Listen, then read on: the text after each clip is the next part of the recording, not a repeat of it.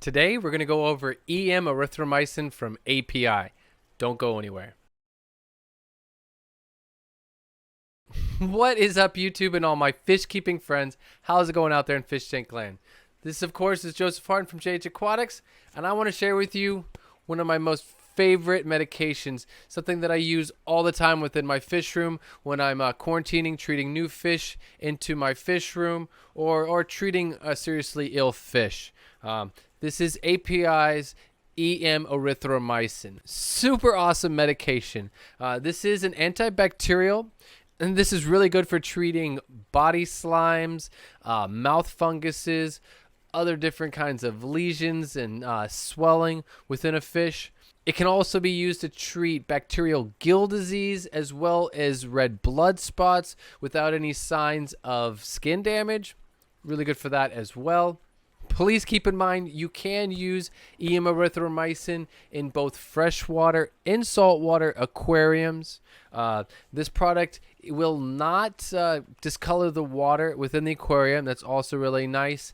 And you can use this product alongside other medications at the same time. I do use the API Erythromycin along with API's General Cure, as well as ICX and marine salt. Now, I do follow the infamous Corey Aquarium Co-op's trio technique, but it's more of it's four different things. I do like to do the Erythromycin as well as the General Cure and the ICX, but I definitely like to use marine salt with that as well.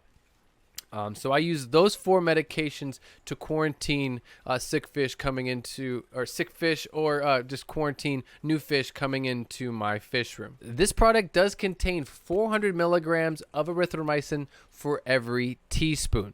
Now, the instructions on the bottle say to go ahead and treat 1 teaspoon for every 20 gallons or every 75 liters of water, along with a 25% water change every 24 hours. And then redosing. Now, I go ahead and do something a little different. I don't exactly follow these instructions. I will go ahead and do a 1 teaspoon dose for every 20 gallons or every 75 liters. And then I wait about 5 or 6 days and let the medication do its job. Then I do a 20-25% water change and redose. Now, the instructions also say to do at least 2 treatments when using this medication if you really want to get rid of a disease or a bacteria on the fish. So I most definitely always treat at least 2 weeks. Now, if I'm bringing fish in from the fish store or something like that, even if they're coming from a good friend that takes care of his tanks really well, I always do a 2-week quarantine with the fish. Now, if a fish is showing signs, actual signs of an illness, some kind of skin fungus, skin slime, something like that, I will definitely do minimum of 4 weeks. Now, every situation is going to be different. Every fish is different. Keep in mind, I am not a doctor. I am not a veterinarian. So what I do is it's just my technique. It's what I've learned over the years. It's how I prefer to do it. So, like I said before, if I've got a fish that is visibly and actually sick and ill with some kind of bacteria, something that I know is going on with the fish, I will go ahead and treat for minimum of 4 weeks. So I'm going to go do what I said before. I'll do a teaspoon of the erythromycin, probably along with the General Cure and the ICX and the marine salt. I'll give it 5 or 6 days. I'll do a 20-25% water change and redose. I'll do that for 4 weeks.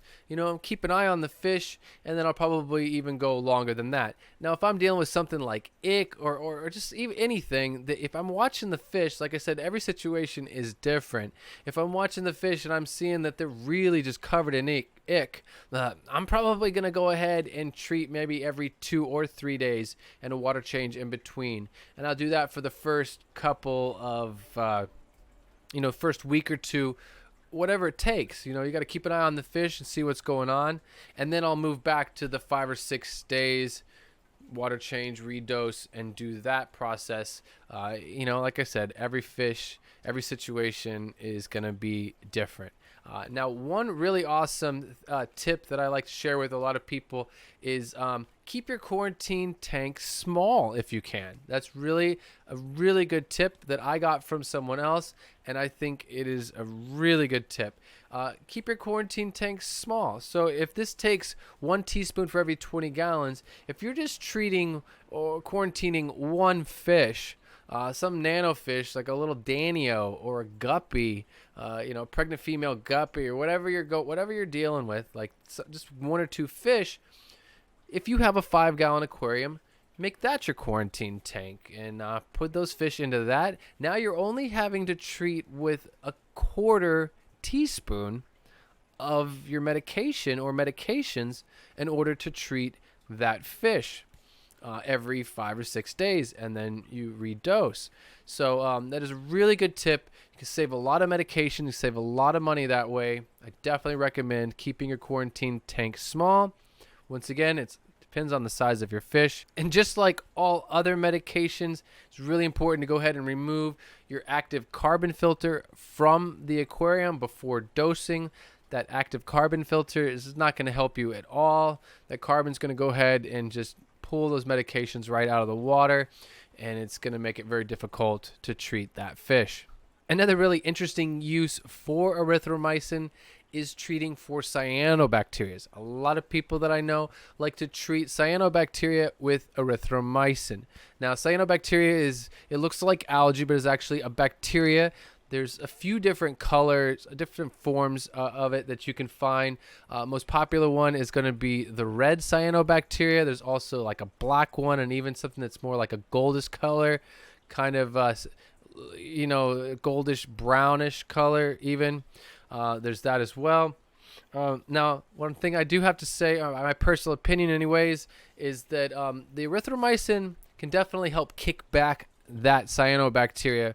But if you have cyanobacteria in your aquarium, there's probably some other imbalance within the nitrogen cycle or within that aquarium that you need to take a look at. So I wouldn't just try to do like a magic cure with the erythromycin to get rid of the cyanobacteria. I would use this to help kick it back, but also probably some other water changes, maybe lowering the feeding, whatever, maybe lower the lighting a little bit. There's something else going on in that aquarium that you probably need to change, or that cyanobacteria is probably just going to come back again. Like I said before, this is an awesome medication, part of the trio or the quadro that I like to do. Use this along with the general cure, which is in the video that I made right before this in the series. Check it out in the card above. I use it with the ICX. That video is coming up soon enough after the lovamisol, which is next. And I also, like always, I always start with salt. I always start medicating any kind of ill fish with a little bit of marine salt first, and then move up to other medications if that's not working. Things like ick and some body slimes can probably be cured with just a small dosage of marine salt in many situations.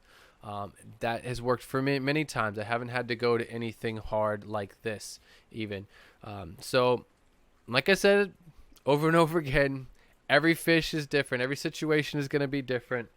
So you definitely have to do your research when using medications on fish, and just be proactive and keep an eye on your fish as well. Keep an eye out for these other videos I have coming up. I do have a video coming up here next on lovamisol. That is my favorite dewormer. I do like General Cure.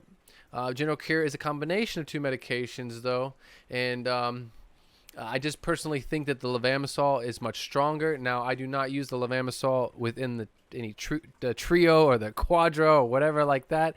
I go ahead and use the lovamisol by itself separately because it is a pretty strong medication, and I don't want the other medications at the same time to cancel things out or to really stress out the fish. So I'll do the quadro, I'll do the marine salt, erythromycin, general cure, ICX first, especially when treating a new fish coming to the aquarium.